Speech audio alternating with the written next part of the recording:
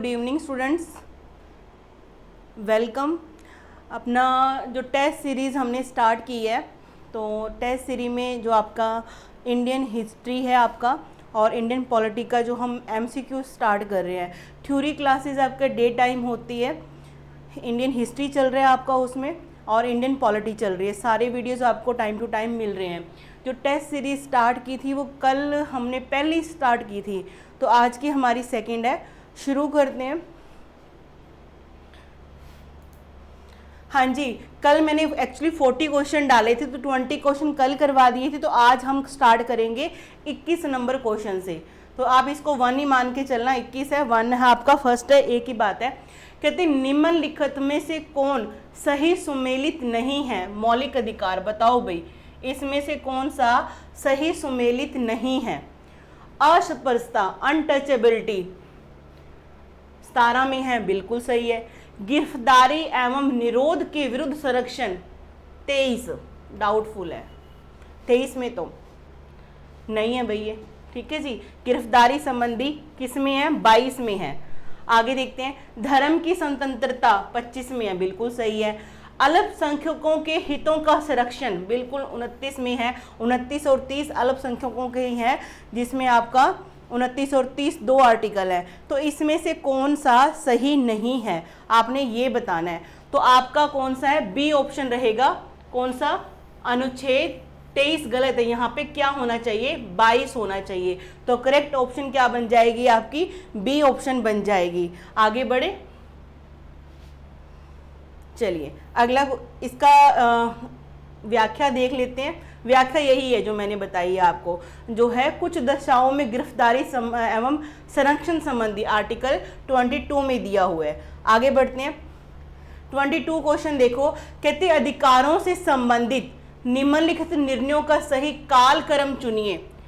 क्या है? गोलकनाथ बनाम राज्य,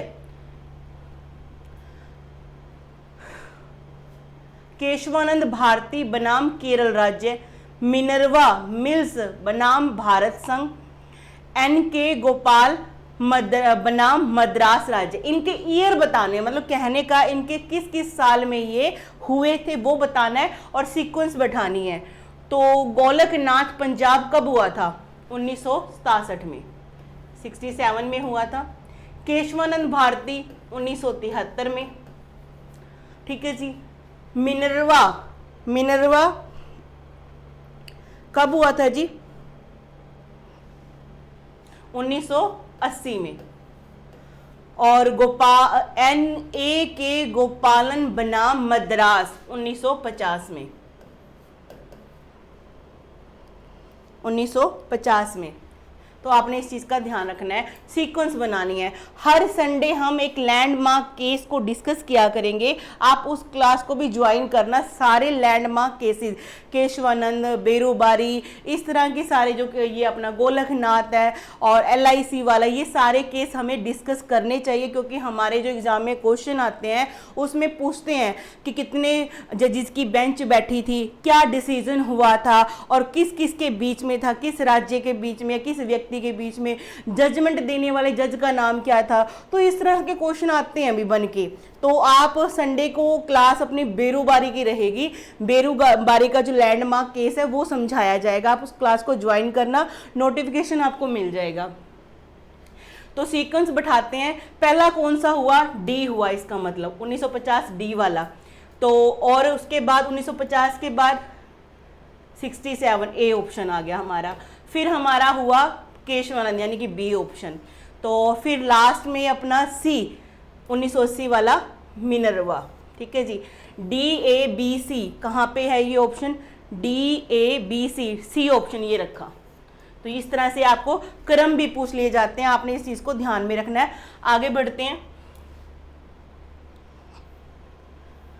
हाँ जी, तो ये इसकी आपको क्या है एक्सप्लेनेशन बता दी है कि ये कब कब केस हुए थे, ये मैंने आपको बताई दी है। आगे बढ़े। 23 नंबर क्वेश्चन देखिए, कहते निम्नलिखित में से कौन सा मूल अधिकार भारतीय संविधान में नागरिकों को नहीं दिया गया है? अच्छा, कौन सा अधिकार नहीं दिया? मूल अधिकार। देश के किसी भी भाग में बसने का अधिकार, ये तो मिला हुआ है। लिंग समानता का अधिकार मिला हुआ है। सूचना का अधिकार मिला हुआ है, बताती हूँ कैसे। और शोषण के विरुद्ध अधिकार, ये तो सारे मिले हुए हैं। आप तो बोलोगे भाई ध्यान से सुनिए, हमारे संविधान में मूल अधिकारों में जो सूचना का अधिकार है, सूचना का अधिकार है वो क्या है, ये बाद में जोड़ा गया था। और एक ये विधायी अधिकार है, ये आपका क्या है, विधायी अधिकार है, संवैधानिक अधिकार नहीं है आपका। क्या बोलोगे इसको, विधायी अधिकार है ये हमारा। ठीक है जी, तो आंसर क्या बन जाएगा आपका, क्या बन जाएगा भाई,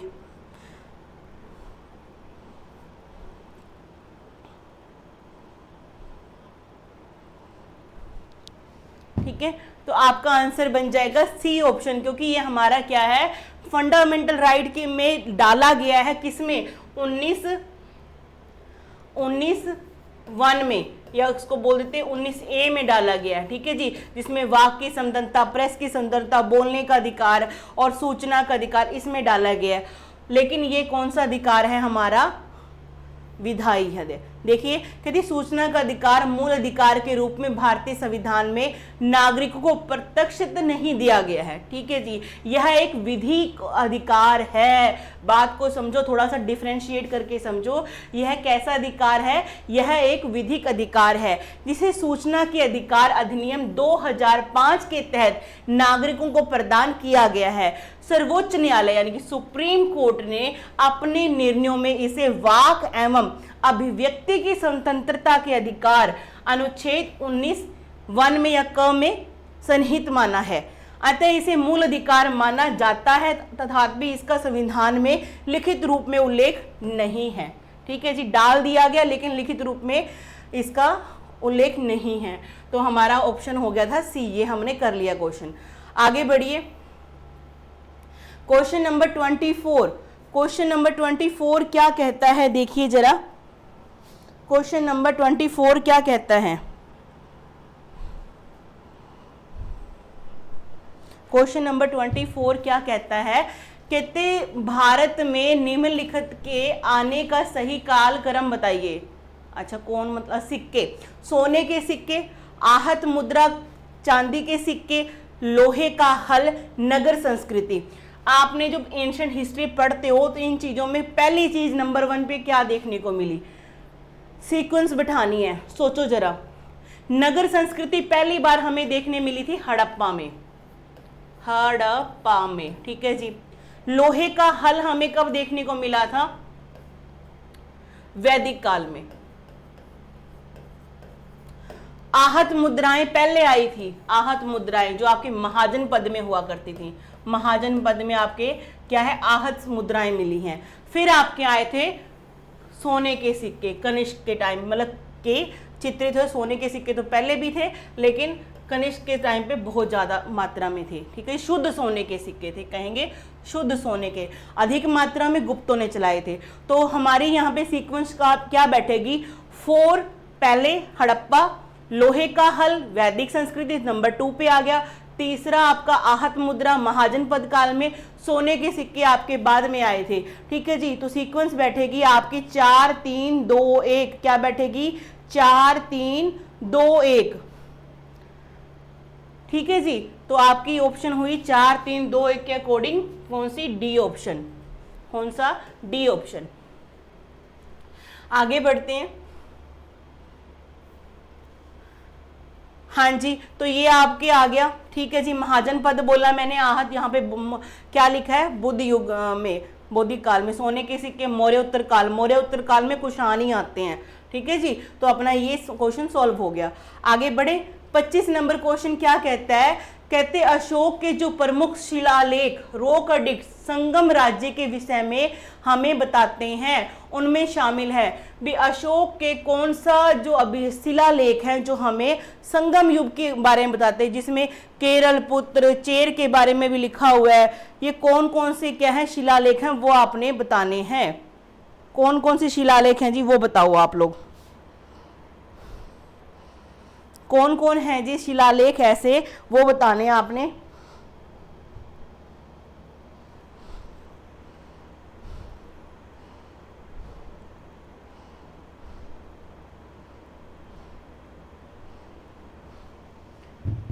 कौन सा जी? दूसरा और 13वां। हाँ जी, दूसरा और 13वां ऑप्शन रहेगा। ये मैंने अशोक के लेख वाला चैप्टर आपको अलग से एक वीडियो डाली है। मौर्य काल में आपको चंद्रगुप्त मौर्य और आपका बिंदुसार अशोक एक बार इकट्ठे करवा दिए, फिर दूसरे वीडियो में उसका प्रशासन व्यवस्था करवाया था मौर्यों की, फिर तीसरे वीडियो में अशोक के लेखों का अलग से प्रॉपर वीडियो पिक्चर के साथ समझाया हुआ है, उसे जरूर देखना और बहुत अच्छा डिटेल मिलेगा उसमें आपको, और सारी ये बातें याद हो जाएंगी। आगे बढ़ते हैं। हाँ जी, व्याख्या अशोक के दूसरे, ये हो गया अशोक के दूसरे और 13वें अभिलेख में ये मिलता है। आगे देखते हैं, कहते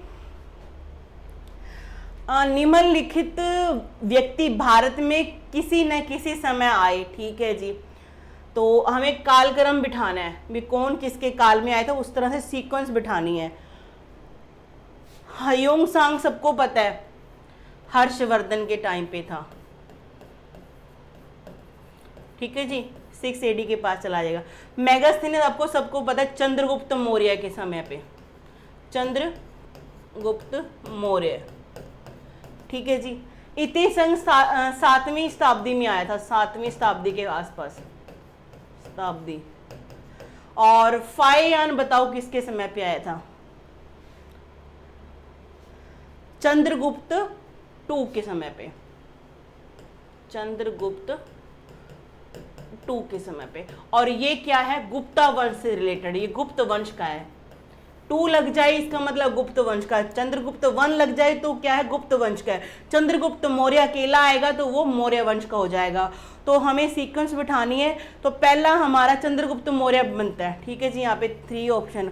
उसके बाद हमारा बनता है, हाँ 1 ऑप्शन, गुप्ता साम्राज्य आ गया। फिर हमारा हर्षवर्धन 6 AD के पास ये हुआ था, 6 AD में, यानी कि 4th ऑप्शन। फिर हमारा आएगा 1 ऑप्शन। तो है ऐसा ऑप्शन कोई? 3, 1, अरे यहाँ पे आएगा, पहले 3 आ गया हमारा, चंद्रगुप्त मौर्य पहले आएगा, उसके बाद अपना 1 आ गया, फिर 4 आएगा, मेगास्थनीज वाला 3 पहले आ गया। ठीक है जी, फिर आपका क्या बिठाएंगे बताओ जरा? फिर कौन आया?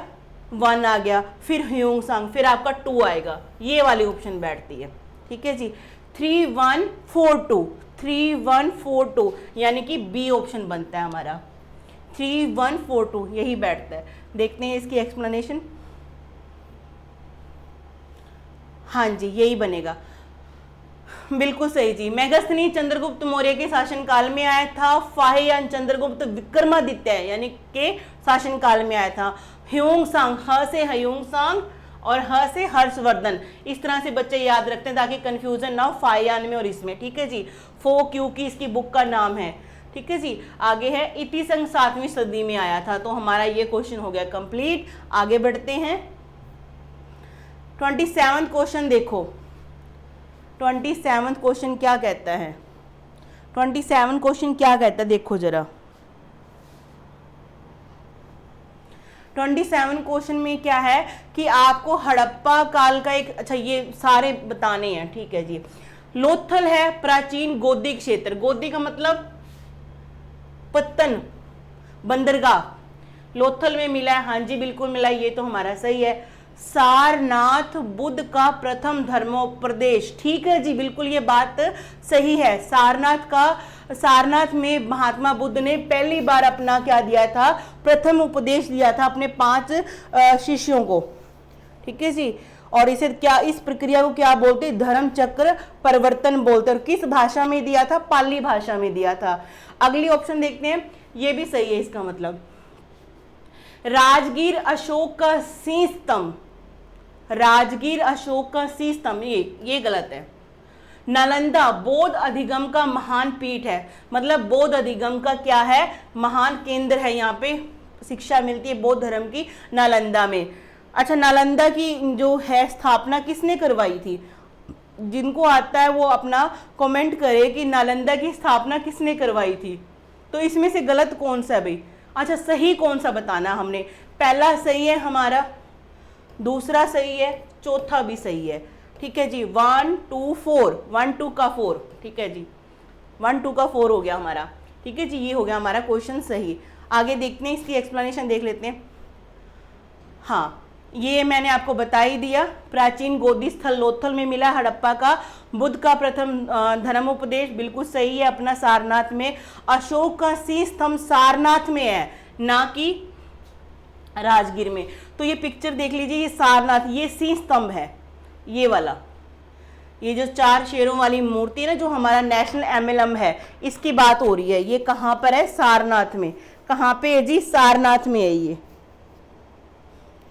इस चीज को ध्यान में रखना है। आगे बढ़ते हैं, क्वेश्चन नंबर 28 देखिए, कहते हैं निम्नलिखित में कौन सा एक ईसा पूर्व 6ठी शताब्दी के प्रारंभ में भारत का सर्वाधिक शक्तिशाली नगर था? कब की बात हो रही है? ईसा पूर्व 6ठी, 6 BC में, BC की बात करने हैं, ठीक है, 6 ईसा पूर्व की। तो आपको महाजनपद पढ़ाया है, उसमें आप बताइए कौन सा सबसे ज्यादा क्या है शक्तिशाली था? गंधार, काशी, कंबोज, तो मगध था जी। मगध की राजधानी क्या? राजगीर, राजगृह भी जिसको बोलते हैं, बाद में पाटलिपुत्र बना दी थी, उदयन ने बनाया था। ठीक है जी, कंबोज, हाटक, गंधार, तक्षशिला, काशी का मुझे याद नहीं आ रहा अभी। ठीक है, आगे देखते हैं। कहते हाँ, ये व्याख्या मैंने आपको करवाई दी है, हो चुका है हमारा, बढ़िया, ऐसे ही आएगा। कहता है ईसा पूर्व 6ठी शताब्दी में भारत का सर्वाधिक शक्तिशाली नगर मगध था। मगध के शक्तिशाली होने में उसकी भौगोलिक स्थिति की महत्ता महत्वपूर्ण थी। इसके साथ ही सुयोग्य तथा एवं महत्वाकांक्षी राजाओं का नेतृत्व भी इसको शक्तिशाली बनाने में सहायक है। यानी कि राजा भी यहाँ के क्या हुए हैं? आपके सुयोग्य, अच्छे हुए हैं। कहते ईसा पूर्व 2री शताब्दी के प्रारंभ में उत्तरी अफगानिस्तान में स्थापित भारतीय यूनानी राज्य कौन सा था? अच्छा, 2 AD की BC की बात कर रहे हैं। यूनानी था, कोई राज्य आके वहां पे बसा था। मैंने आपको कराया था मौर्य उत्तर काल के बारे में, ISPK, इंडो ग्रीक। और इन्होंने अफगानिस्तान के पास आके एक जगह बसाई थी, जिसका कौन सा वो नगर था? जगह थी बैक्टीरिया। इनको बैक्टीरियन भी बोला जाता है। ठीक है जी, क्या बोलते हैं? बैक्टीरियन। यहाँ पे इन्होंने अपना क्या है? साम्राज्य स्थापित किया था। आगे बढ़े, व्याख्या है जी, ईसा पूर्व 2री शताब्दी के प्रारंभ में उत्तरी अफगानिस्तान में भारतीय यूनानी राज्य बैक्टीरिया था। ठीक है जी, बढ़िया। आर्य शब्द इंगित करता है, वेरी सिंपल क्वेश्चन मैं बोलूंगी इसको, वेरी वेरी सिंपल क्वेश्चन है, मेरी 6 क्लास के बच्चों को भी ये आता है। आर्य शब्द किससे संबंधित है?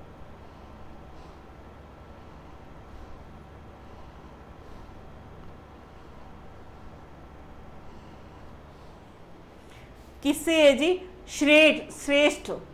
ये और ये किस भाषा का शब्द है? संस्कृत भाषा का शब्द है। आर्य किस भाषा का शब्द है? संस्कृत भाषा का शब्द है। और श्रेष्ठ इसका मीनिंग होता है। आर्य अपने आप को क्या मानते थे? श्रेष्ठ माना करते थे। ठीक है जी, आगे बढ़ते हैं। व्याख्या क्या है जी? आर्य शब्द का संबंध भाषा समूह से होता है, न कि प्रजाति विशेष से। ठीक है जी, जो मतलब संस्कृत बोलते हैं उनको आर्य बोलते हैं। आगे है 31वां क्वेश्चन, कहते गुप्त काल में उत्तर भारतीय व्यापार निम्नलिखित में से किस एक पत्तन से संचालित होता था? मैंने ना आपको 2 बंदरगाहें बताई थी गुप्त काल की। गुप्त काल तो मैंने से शुरू नहीं कराया। एक यहाँ पे ना सोपारा नाम की बंदरगाह बहुत फेमस थी, और यहाँ पे जो बंगाल वाली साइड है, यहाँ पे ताम्रलिप्ति, ये क्या है? बहुत ज्यादा फेमस क्या थी उस टाइम पे? व्यापार का केंद्र थी। तो हमारा यहाँ पे क्वेश्चन, गुप्त काल का उत्तर भारतीय व्यापार का निम्नलिखित में किसी एक पत्तन से संचालित होता था, तो आप बताओगे ताम्रलिप्ति। ठीक है जी, ताम्रलिप्ति वो बंदरगाह थी। यहाँ से ही पत्तन मतलब बंदरगाह, एक ही बात है।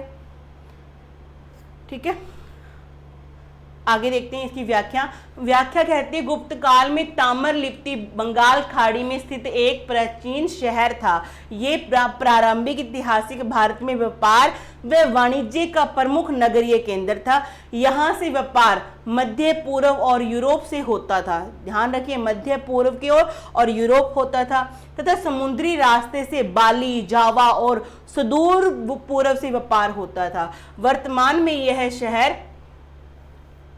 तामलुक के समीप अवस्थित है, मतलब कि वहां पे ये पड़ा हुआ है। अभी किसके समीप है? तामलुक के समीप है। आगे बढ़े। 32 question, very very easy question है। 32 क्वेश्चन देखो जरा।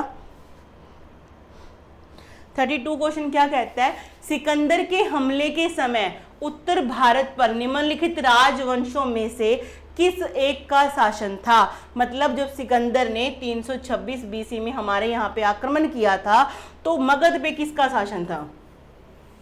ठीक है जी, मगध पे किसका शासन था? कहने का मतलब है जब सिकंदर आया था यूनान से, मैसेडोनिया से यहाँ पे आक्रमण किया था तो उस समय पे कौन था? यहाँ पे कौन था भी? नंद वंश का राज था।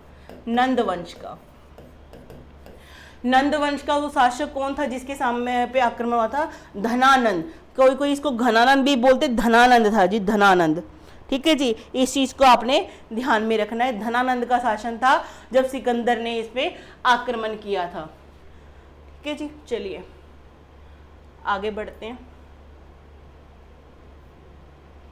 व्याख्या है सिकंदर के हमले के समय संपूर्ण उत्तर भारत पर मगध वंश का राज्य था। मगध वंश के अंतर्गत नंद वंश के अंतिम शासक धनानंद ने सिकंदर के साथ युद्ध किया, परंतु धनानंद युद्ध में हार गया। फिर भी सिकंदर धनानंद से बहुत प्रभावित हुआ और बिना क्षति पहुंचाए आगे बढ़ गया। आगे देखते हैं। कश्मीर में कहते कश्मीर में कनिष्क के शासन काल में जो बौद्ध संगति आयोजित हुई थी उसकी अध्यक्षता निम्नलिखित में से किसने की थी? ये क्वेश्चन मास्टर कैडर में भी आया था। हाँ जी, 4 संगतियां हुई हैं बौद्ध धर्म की। कब कब हुई है? जब मैंने बौद्ध धर्म वाला चैप्टर करवाया था, बड़े डिटेल में आपको ये संगतियां समझाई थी और ये आते भी है भी यहाँ से क्वेश्चन आते भी हैं। आप ये बताइए जो कश्मीर में कनिष्क के समय पे हुई थी, फर्स्ट एडी में, कहाँ पे हुई थी ये भी बताना है, और इसका अध्यक्ष कौन बना था? इसकी ना आप 4 बातें हमेशा याद रखना कि साल कौन सा था, किस साल हुई। ठीक है जी, स्थान कौन सा था, किस स्थान पे हुई, राजा कौन था उस समय पे जिसने ये करवाई थी, और इसका अध्यक्ष कौन बनता है। अगर ज़्यादा धुरंधर हो तो उपाध्यक्ष भी याद कर लेना प्लीज़ इसका। तो ये क्वेश्चन सीक्वेंस में सारी आपका 483 में शुरू हुई थी, 483, फिर 383, फिर 250 में और फिर फर्स्ट एडी में। इस तरह से स्थान आपका राजगीर, वैशाली, ठीक है जी, और आपका यहाँ पे कुंडलवन में हो जाती है। तो ये सारी सीक्वेंस आपको याद रखनी है, भूलनी नहीं है कोई भी। देखते हैं जी आंसर क्या है जी। वसुमित्र, मैंने लगाया नहीं ठीक यहाँ पे, वसुमित्र इसका ऑप्शन बनेगा। क्या? वसुमित्र आएगा। देख लेते हैं, चारों की चारों मैं आपको याद करवाती हूँ इसकी। ये देखिए, कहती व्याख्या कहती है चौथी बौद्ध संगति 1ली शताब्दी में ईसा पूर्व कश्मीर के कुंडलवन में हुई। ठीक है जी, अध्यक्ष इसके कौन थे? वसुमित्र थे, और इसके उपाध्यक्ष कौन बने थे? अश्व घोष बने थे। ठीक है जी, और फिर इसका पाशर्व की सलाह पे, और ये भी क्वेश्चन आ सकता है भी किसकी सलाह पे करवाया था? पाशर्व की सलाह पे, ये इसका दरबारी था। हीनयान एवं महायान में विभाजन भी इसी समय पे चौथी बौद्ध संगति में हो गया था। तीनों पिटकों पर 3 टीकाओं का जो संकलन है विभाष शास्त्र के नाम से जाना जाता है। इसी सम्मेलन में महाविभाषा के रूप में स्थाविरवादियों के सिद्धांतों का संकलन महाविभाषा के रूप में हुआ। सभा की कार्यवाही को पाली के स्थान पे संस्कृत में किया गया। चौथी जो सभा में जो ये ग्रंथ लिखे गए ना, जितने भी मैंने यहाँ पे बताए हैं, वे किस भाषा में? पाली की जगह पे कौन सा भाषा में? संस्कृत भाषा में लिखने शुरू हो गए थे। हाँ जी, तो पहली बौद्ध संगति के बारे में देख ली 483 राजगृह, महाकश्यप इसके अध्यक्ष थे और शासनकाल किसका, अजातशत्रु का। दूसरा 383 में वैशाली साबक मीर, यहाँ पे आएगा साबक मीर, ठीक है जी, काला शोक। तीसरा आएगा 250 में पाटलिपुत्र मोगलीपुत्र तीस था और अशोक इसके समय पे राजा थे। चौथी जी आपका फर्स्ट एडी है 72 ईस्वी कर लो, कुंडल वन में हुआ था, वसुमित्र इसके क्या थे, अध्यक्ष बने थे और कनिष्क इसका क्या था, शासनकाल में राजा था। तो इनके आपने उपाध्यक्ष भी याद करने भाई, उपाध्यक्ष सारे के सारे, ये भी आप करना। आगे बढ़े, हाँ जी 34th क्वेश्चन देखिए, निम्नलिखित पशुओं में से किस एक का हड़प्पा संस्कृति में मिली मोहरों और टेराकोटा कलाकृतियों में निरूपण नहीं हुआ। अच्छा, मतलब कहने का कि जो हड़प्पा काल में जो मुद्राएं मिली हैं, मोहरें मिली हैं, उसमें से इनमें से ये जो जानवर दे रखे इनमें से कौन सा जानवर है जिसकी फोटो नहीं बनी हुई, मतलब जिसका अंकित नहीं किया हुआ, उसके ऊपर अंकन नहीं किया, क्या बताओगे? किसका अंकन नहीं किया हुआ? गाय का अंकन नहीं किया हुआ जी। ये वेरी वेरी इंपॉर्टेंट क्वेश्चन है, एक ये बात ध्यान में रखना। और हड़प्पा सभ्यता के लोग किसका खेती नहीं कर जानते थे? गन्ने की, ठीक है जी। और मिठास के, गन्ना नहीं तो फिर गुड़ और चीनी तो बनेगा नहीं, तो मिठास के लिए वो क्या यूज करते थे? शहद यूज करते थे। इस बात को आपने ध्यान में रखना है। आप आगे बढ़ते हैं, ये हो गया हमारा।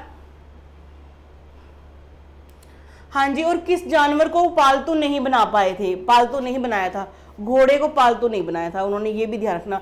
ऐसे मत सोचना कि मैडम घोड़ा था ही नहीं, घोड़े के अवशेष मिले हैं सुरकोटड़ा में, लेकिन घोड़े को पालतू नहीं बनाया था उन्होंने, ये बात का ध्यान में रखना। ऐसा एक है, जैसे आजकल के पालतू पशुओं में से घोड़ा है ना, वैसे उसमें नहीं था। टेराकोटा क्या होता है? मिट्टी से बना के उसको पकाना, ठीक है जी। 35वां क्वेश्चन देखो क्या कहता है, विशाख दत्त के प्राचीन भारतीय नाटक मुद्रा राक्षस, आपको ये पहले एक क्वेश्चन क्लियर हो गया यहाँ पे, जो मुद्रा राक्षस है वो किसकी रचना है? विशाख दत्त की है। इसमें किसकी विषय वस्तु है? प्राचीन हिंदू अनुश्रुतियों के देवताओं और राक्षसों के बीच के संघर्ष के बारे में है। एक आर्य राजकुमार और एक कबीला महिला की प्रेम कथा के बारे में है। दो आर्य कबीलों के बीच सत्ता के संघर्ष की कथा है। चंद्रगुप्त मौर्य के समय में राज दरबार की दुर्भ संधियों के बारे में। तो आपने ये बताना है कि जो विशाख दत्त ने जो ये नाटक लिखा मुद्रा राक्षस, किससे संबंधित है, आपने ये बताना है। विशाख दत्त की पुस्तक किसने लिखी थी? किसने लिखी थी भाई? अच्छा, विशाख दत्त ने पुस्तक लिखी थी मुद्रा राक्षस, तो किसने लिखी थी आपने बताना है। डी ऑप्शन इसका। कहता है विशाख दत्त ने दो नाटकों मुद्रा राक्षस व देवी चंद्रगुप्तम की रचना की थी। मुद्रा राक्षस की रचना चौथी सदी के उत्तरार्ध एवं 5वीं सदी के पूर्वार्ध में हुई थी। जैसे चौथी शताब्दी खत्म हो रही है और 5वीं स्टार्ट हो रही है, उसके बीच में लिखी थी ये। कहते इस ग्रंथ में चंद्रगुप्त मौर्य और उनके गुरु चाणक्य के विषय में एवं साथ ही नंद वंश के पतन एवं मौर्य वंश के स्थापना के इतिहास के बारे में जानकारी मिलती है। इस नाटक में मौर्य साम्राज्य के संस्थापक चंद्रगुप्त मौर्य को वृषल बोला गया है। क्या बोला गया है? वृषल बोला गया। ये भी अंडरलाइन कर लेना इस चीज को, ठीक है जी। तो किसके बारे में जानकारी देती है हमें ये? चंद्रगुप्त मौर्य के सारे जीवन गाथा के बारे में ये अपना एक्सप्लेन करती है। हाँ जी, मिलान करना है, ये हड़प्पा सभ्यता के स्थान है और उसमें क्या क्या मिला है ये बताना है आपने। लोथल, लोथल सबका फेवरेट है जी, सबको पता है, गोदी बाड़ा यानी पत्तन, पत्तन मतलब बंदरगाह, ये इसका हो जाएगा। कालीबंगा, कालीबंगा से क्या मिला है? पक्की मीट जोता हुआ खेत, हड़प्पा लिपि के नहीं, कालीबंगा से जुते हुए खेत मिले हैं। धोलावीरा से पक्की मिट्टी की बनी हुई हल की प्रकृति, पक्की मीट से बना हुआ हल्का जो मतलब प्राकृतिक खिलौना मिला है, जिसकी उसकी मूर्ति मिली है, तो ये बिल्कुल सही है इसका।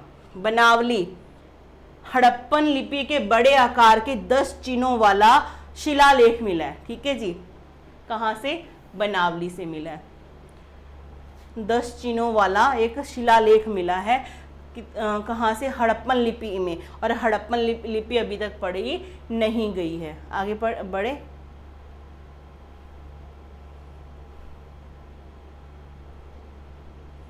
अच्छा, ये थोड़ा डिटेल देख ही लीजिए।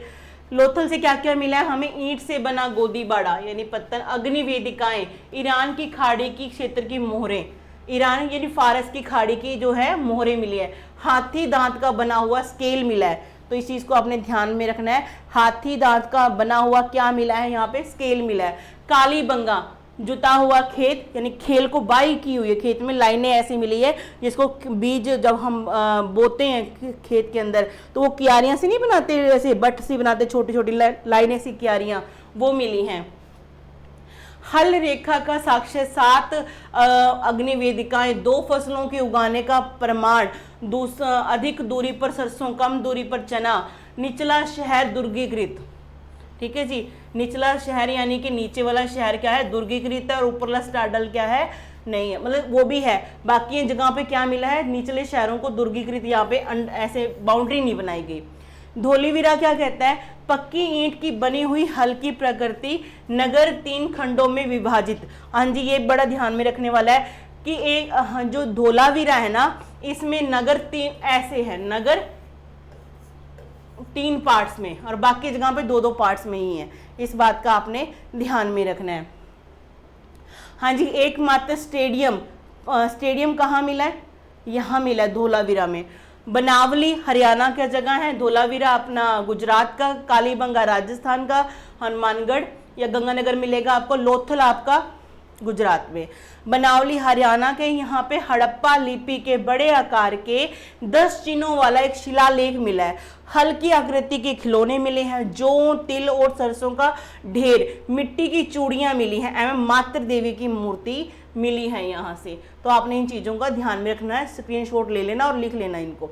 37वां क्वेश्चन क्या कहता है? निम्नलिखित कथनों में पर विचार करो भी विचार। कहते वर्धमान महावीर की माता लिच्छवी के मुख्य चेटक की पुत्री थी। जो महावीर स्वामी थे उनकी माता ना, वो लिच्छवी नरेश चेटक की बहन थी। भाई चेटक आएगा, चेतक लिखा यहाँ पे चेटक आएगा, और ये गलत है, यहाँ पे पुत्री नहीं बहन आएगा। ठीक है जी, ये क्वेश्चन आया हुआ एग्जाम में। गौतम बुद्ध की माता कौशल राजवंश की राजकुमारी थी, बिल्कुल सही बात है। 23वीं तीर्थंकर पार्श्वनाथ बनारस से थे, बिल्कुल सही बात है। तो हमारा यहाँ पर क्या है बताना क्या है? उपरोक्त कथनों में से कौन सा सही है, सही बताना है। गलत तो एक हमारा हो ही गया, पहले वाला तो गलत है, इसका मतलब दूसरा और तीसरा सही है। तो ऑप्शन क्या बनेगी हमारी? सी ऑप्शन बन जाएगी। इस चीज को आपने ध्यान में रखना है। आगे बढ़ते हैं। ये सारा मैंने आपको करवाया हुआ है लेक्चर्स के अंदर, सारा एक्सप्लेनेशन थी। कहते नर्मदा नदी पर सम्राट हर्ष के दक्षिणावर्ती आगमन को रोका किसने? देखिए भाई, ये वाला जो हर्ष था ना, हर्ष, उसकी राजधानी थानेसर थी, हरियाणा का जो थानेसर है, और इसने ना, नर्मदा नदी यहाँ पड़ती है, नर्मदा, तो यहाँ पे एक वंश था, कौन सा? चालुक्य। अब हर्ष क्या कर रहा था? हर्ष ने क्या कर दिया? हरियाणा की थानेसर में इसकी राजधानी थी, हर्ष ने अपना साम्राज्य विस्तार करने की कोशिश की, लेकिन चालुक्य वंश का पुलकेशिन सेकंड ने इसको, हर्ष को हराया था। इस बात को आपने याद रखना है कि हर्षवर्धन को चालुक्य नरेश, चालुक्य सम्राट कौन सा? पुलकेशिन सेकंड ने हराया था। ठीक है जी, नर्मदा नदी के। तो हमारी ऑप्शन क्या बनेगी? भी मतलब दक्षिण में इसको एंटर नहीं करने दिया, आगमन होता है दक्षिण में जाना। ठीक है जी, कौन होगा? बी ऑप्शन हो जाएगा हमारा इसमें। आगे बढ़ते हैं। 39 क्वेश्चन देखिए। हाँ, बता ही दिया मैंने, सारा एक्सप्लेन कर दिया आपको। चलो एक चीज और देख लो, एक बताने वाली चीज है यहाँ पे। हर्ष का दरबारी कवि बाण भट्ट था, ये आपने याद रखना है, और ये बता दिया मैंने आपको, सही है बिल्कुल। और ये इसका जो हर्षवर्धन का दरबारी कवि कौन था? बाण भट्ट था। इसने कौन सी रचना की थी? कादम्बरी। ठीक है जी। और हर्षवर्धन ने भी खुद रचनाएं की थी, 3 रचनाएं थी उसकी, बताओ कौन सी थी? कमेंट करके बताना। 39 क्वेश्चन देखिए, 39 दो बार आ गया।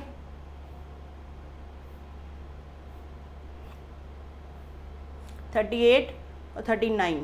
चलिए 39 क्वेश्चन देखते हैं। कहते हैं निम्नलिखित 4 वेदों में से एक जादुई माया और वशीकरण का वर्णन है। कौन सा एक वेद है जिसमें क्या है, वशीकरण का उल्लेख मिलता है, जादू टोनों से संबंधित है। ऋग्वेद भाई सबसे ओल्डेस्ट है, सबसे पुराना वेद है। यजुर्वेद आपका क्या कहता है, ये आपका गद्य में भी लिखा हुआ है, पद में भी लिखा हुआ है, आपको ये बातें नोट करने वाली हैं, ठीक है जी। और अथर्ववेद, हाँ जी बिल्कुल, अथर्ववेद आपका क्या है, जादू टोनों से संबंधित है। हमारा ऑप्शन क्या बन जाएगा, सी ऑप्शन बन जाएगा। सामवेद हमारा गान संबंधी है, सा रे गा मा पा, जो आपकी क्या है, ये धुन है, ये बोलते हैं जो भी है, सामवाद में लिखी हुई है। साम का मतलब ही गाना होता है। आगे बढ़े, ये सारा मैंने आपको समझा ही दिया। यजुर्वेद में यज्ञ और पूजा संबंधी है। कहते हैं निम्नलिखित में से कौन सा अन्य तीनों के सामायिक नहीं था। मतलब 3 बंदे क्या थे, आपस में कंटेम्परेरी थे और एक बंदा इनमें से नहीं था। बताइए, बिंबिसार, गौतम बुद्ध, मिलिंद और प्रसेनजीत। मिलिंद नाम सुन के का आपको मिलिंद पन्हों की याद आती होगी। मिलिंद पन्हों पुस्तक किसने लिखी है, नागसेन ने लिखी है। भी 3 इसमें से कंटेम्परेरी थे, एक दूसरे के समकालीन थे, और बाकी एक व्यक्ति है जो इसमें से नहीं था। कौन सा व्यक्ति ऐसा है वो जो नहीं था यहां पर।